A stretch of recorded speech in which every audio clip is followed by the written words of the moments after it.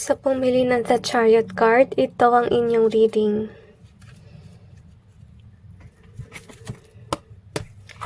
Tingnan natin kung ano ang mensahe ng iyong yumao sa nalalapit na bagong taon.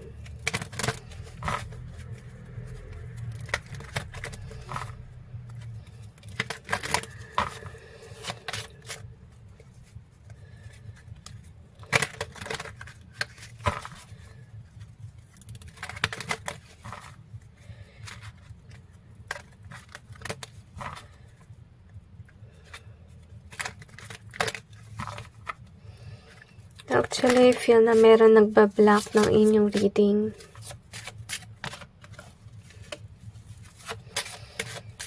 Okay. I feel na kung sino man yung nagbablock na yon, wala siyang pagmamahal sa kanyang kapwa at makasarili siya. Okay. So far, I feel na itong kaluluwa, itong yumao mo, they're hoping for a change in your future. Kasi nakita nila na minamaltrato ka ng mga tao sa iyong paligid at hindi mo to nakikita.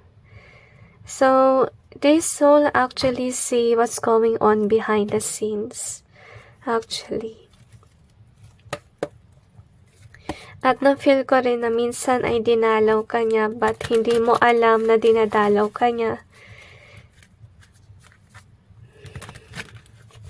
At sinisikap mo makarecover sa kanyang pagpanaw.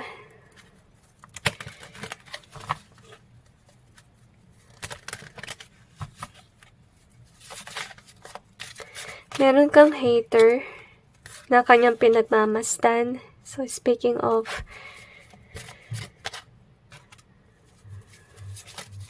kaya pala guys, napansin ko talaga may blockage sa inyong reading. Bago ako nagsimula, kaya agad kong binalasa uli yung baraha.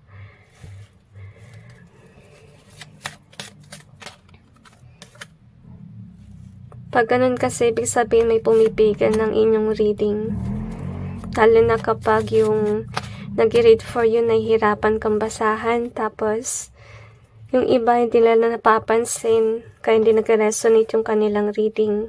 Dahil hindi nila binabalasa kapag na-feel nila na may kakaiba na. Okay, so anyway, tingnan natin kung anong meron. So far, yung yumao, sabi niya na lesson ka talaga umangat sa buhay. Nakita naman niya na actually malapit ka sa Panginoon, madasalin ka. And I feel na nakita ka niya nahihirapan. Naawa siya sa iyo at umiiyak. Na-sense ko yung parang lumuluha na vibe when I hold this card. Siguro ikaw ay mahinahon na tao at napaka-humble, honestly. So, we have the faith here and this one sensual. So, minsan nagpaparamdam siya sa iyo kasi I feel na unawaan ka niya. At with the faith being here, gusto yung sabihin na fated kayo magkita in this lifetime. So, kung sino man itong yumao, maybe this is somebody that you met, can be your teacher, can be your classmate. Feeling ko hindi siya kamag-anak eh. Okay? Pwede rin na katrabaho, fated kayong magkita. Actually, gusto niya rin sabihin na habang nabubuhay pa siya, he or she felt drawn to you. And I feel na gusto niya rin sabihin sa'yo na hindi niya alam yung gusto mo nung simula. I'm not sure why, kung ba't niya yung nabanggit. Siguro may nihingi ka sa kanya pero hindi niya naunawaan. I'm not sure. So, we have the sealed here and homeless. So, yun nga yung nabanggit kanina na may pumipigil sa ating reading or may gumagawa ng katarantaduhan behind the scenes. So, ito yung gusto niyang banggitin sa iyo para maging aware ka. Meron tao sa iyong buhay na napakasalbahe at gusto niyang ipumilit na ikaw ay maging homeless or matanggal sa trabaho, matanggal sa apartment. Gusto niya na nakatira ka na lang sa lansangan at maghirap ka at magdusa. So, ibig sabihin nun parang I feel na masama talaga kung sino man na may gawa nun, na kahit na magkaroon ka na reading, pinipigilan niya. I feel na yung heaviness ng pakiramdam, feeling ko na umiiyak siya kada nakikita kanyang nasasaktan.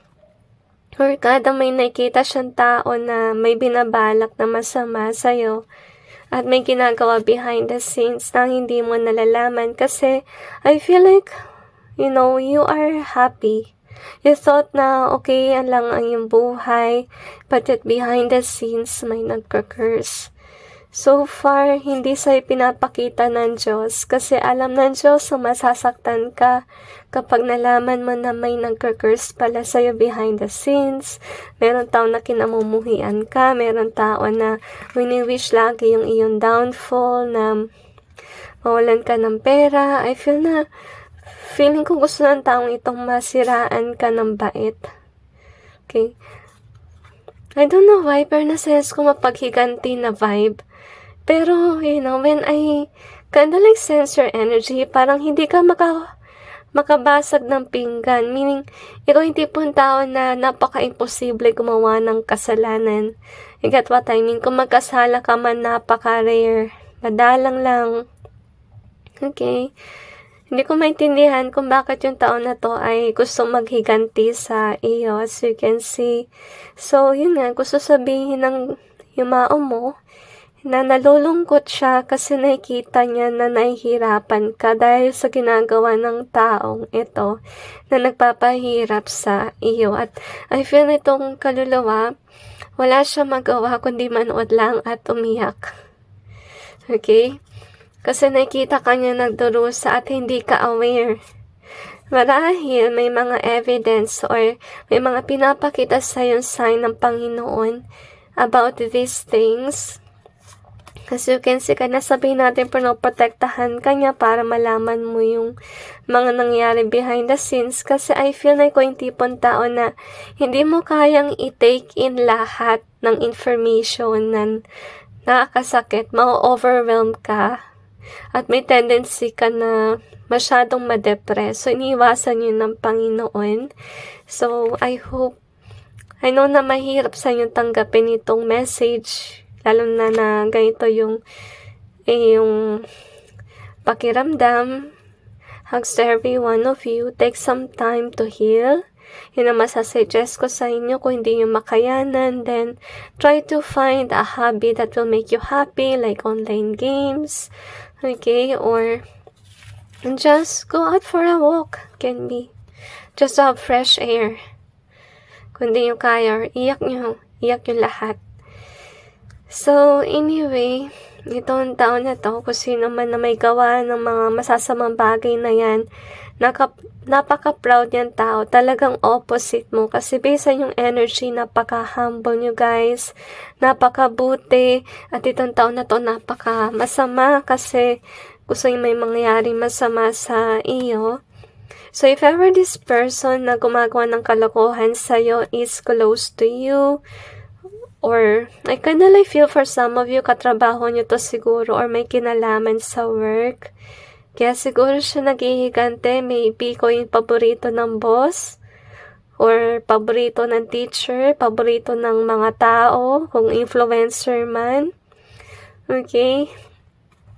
Or pwede rin sa negosyo, nainggit siya. Baka yun marahil. Okay? So far, if you're not aware who this is, binibigyan ka naman ng evidence or patunay ng Diyos na ito yung may gawa ng, I feel na pangungulam. Kasi may nakita tayo dito. Alright? Tsaka, yeah, you have this one. So, we have this and courage. So, I'm sensing na some of you could be really an influencer. Honestly. Kaya may naiinggit. Basta you could be in a public eye. I feel like for some, sikat na tao. Pero humble. Mabuti. Natural na mabuti. Hindi yung plastic or pakita lang. So you have this Chariot card. So I feel like this is with regards to your career, na ikaw ay moving forward sa inyong career. Sorry about that, guys. So ito yung vibe definitely. Kaya yung taong yan, baka nagselos or parang siyang naiinis siguro. Maybe whoever this is your rival with regards sa pagiging influencer, or it can be with regards sa kind of like feels more on work related. I don't feel na this can be about relatives then, but yet not 100%.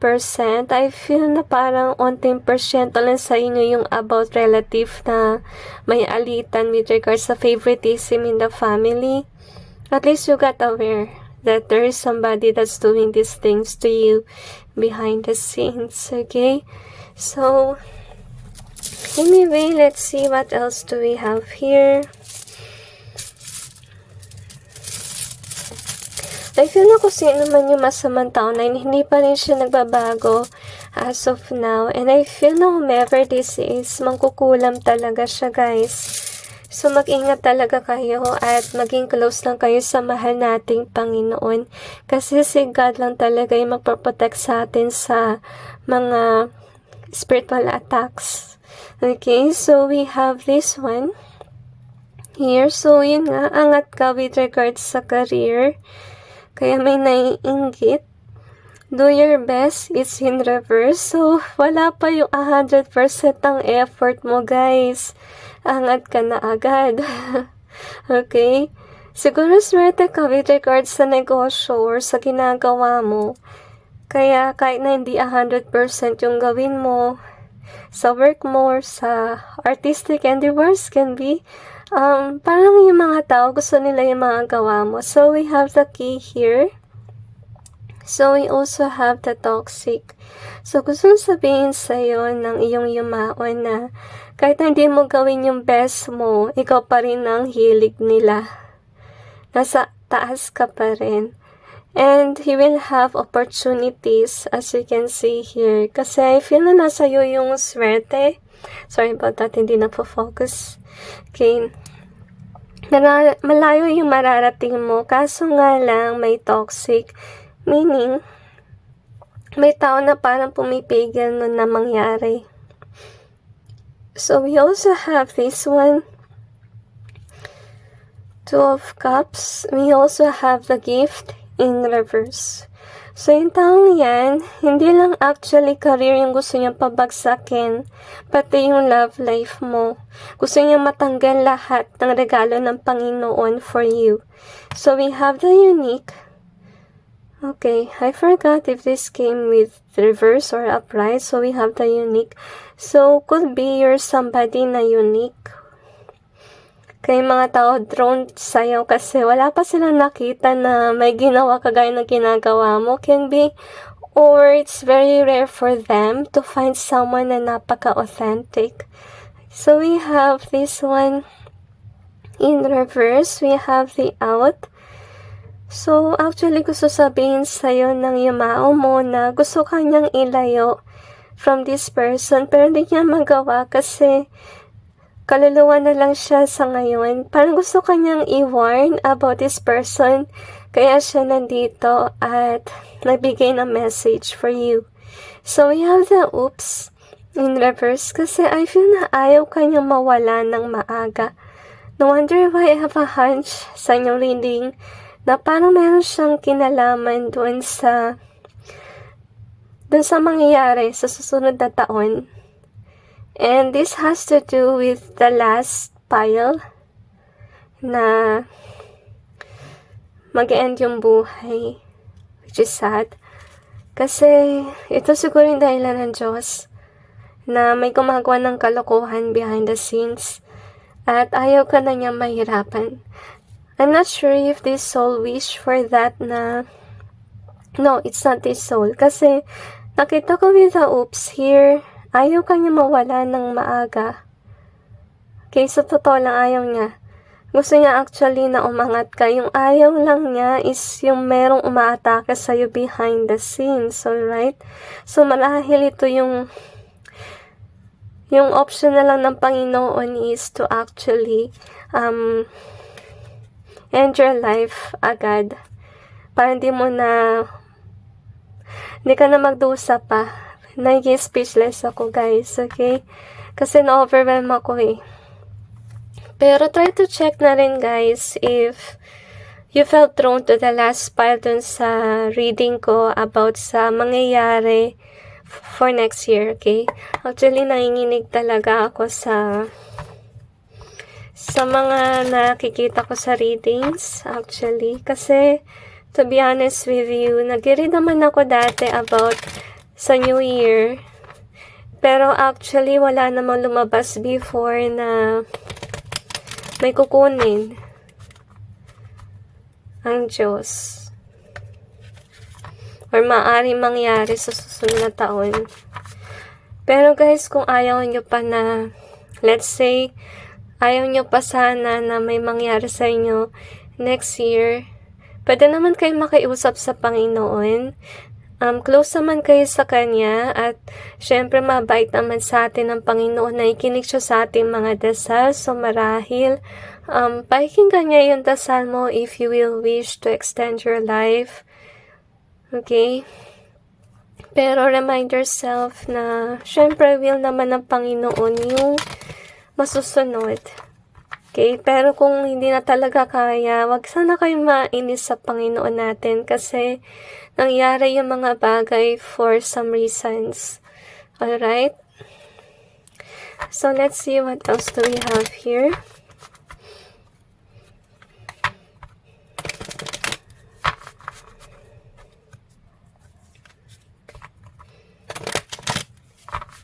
Okay, na-sense ko guys sa talagang mabuti kayong tao. Kaya gusto kong tulungan ng kaluluwa na ito. Sorry ba natin na makapag-focus yung camera natin. Okay? Okay, I feel na may malaki siyang utang na loob sa inyo. Kaya niya to ginagawa na I feel na for some reason, feeling ko pinipigilan niya sometime yung gumagawa ng masama sa inyo. Tinatry niya na parang guluhin. Okay. I have a feeling na kung sino man may gawa sa inyo neto, lagi siya minamalas sa pag-ibig. So far, maganda naman yung sa iyong love life kasi nakita naman natin naka-upright naman tong dalawa. Yung 2 of cups natin. So, which is actually good. So, anyway, we have this one. So, meron ng burden. So, ito yung actually gusto sabihin sa'yo ng iyong yumaon na meron burden behind the scenes na hindi mo nalalaman. You're not definitely aware. But now you are aware kasi pinakita niya sa inyo yung message na ito. So, gusto niya sabihin sa'yo na kung sino man ay may gawa nun sa'yo, itong tao na to ay hindi malapit sa Panginoon at hindi siya kagaya mo na I feel na nagsisilaw siya sa iyong liwanag kasi siya ay more on darkness is what I sense kasi naka-reverse ito. At kung may ginagawa man siya sa kanyang buhay, I feel na most likely siya ay nagka-curse. Baka itong taon na to binabayaran din para mangulam.